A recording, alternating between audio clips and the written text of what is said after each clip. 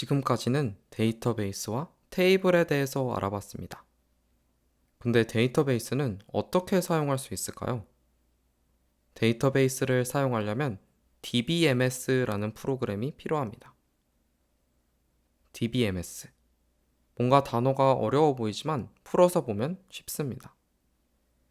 DBMS는 Database Management System, 데이터베이스 관리 시스템의 줄임말인데요. 말 그대로 데이터베이스를 관리하기 위해 사용하는 프로그램입니다. 잠깐 이 그림을 볼게요. 사용자는 이런 식으로 DBMS를 사용해서 데이터베이스를 관리할 수 있습니다. 사용자의 명령을 받아서 그 명령에 따라 데이터베이스를 새로 만들기도 하고 데이터베이스 안에 새로운 테이블을 만들기도 합니다.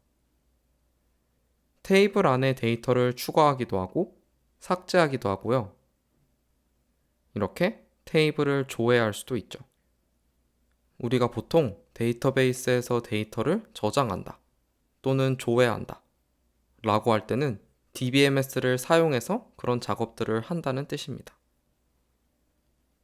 그리고 DBMS에도 다양한 종류가 있는데요. 혹시 MySQL, 오라클, 마이크로소프트 SQL 서버, 마리아DB, SQLite 이 중에 들어보신 게 있나요? 각 DBMS마다 자신만의 특성을 갖고 있기 때문에 사용자는 자신의 상황에 알맞은 것을 골라서 쓰면 됩니다. 보통은 다니는 회사에서 사용하는 걸 쓰게 되겠죠? 그리고 데이터베이스라는 걸 처음 구축하는 일도 사실은 사용할 DBMS를 선택하는 것부터 시작합니다.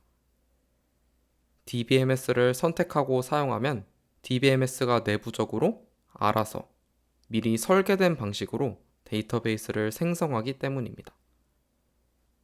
그래서 실무적으로는 보통 데이터베이스 따로, DBMS 따로 고르는 게 아니라 DBMS만 고르면 되는 거죠. 그런데 지금 보니까 DBMS 종류가 참 많은 것 같네요. 그러면 새로운 걸 사용할 때마다 매번 새로운 사용법을 배워야 하는 걸까요? 그렇기도 하고 그렇지 않기도 합니다. 제가 좀 애매한 답변을 드렸는데요. 사실 모든 DBMS에는 SQL이라고 하는 언어로 명령을 내립니다. SQL은 Structured Query Language 의 약자로 DBMS의 명령을 내리기 위해 사용하는 언어입니다. 이번 토픽에서 우리가 배울 것도 바로 이 SQL 사용법인데요. SQL은 국제 표준이 있어서 사실 그것만 배우면 어떤 DBMS든 사용할 수 있습니다. 하지만 문제는 모든 DBMS가 이 표준을 완벽하게 지키지는 않는다는 겁니다.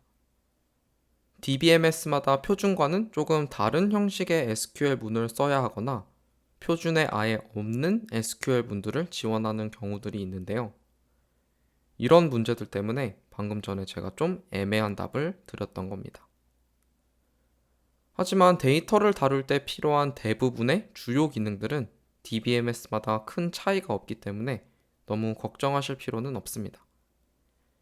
일단 하나로 기본적인 SQL 사용법을 익히고 나중에 또 다른 종류를 써야 할 때는 달라지는 일부분만 별도로 배우면 되니까요.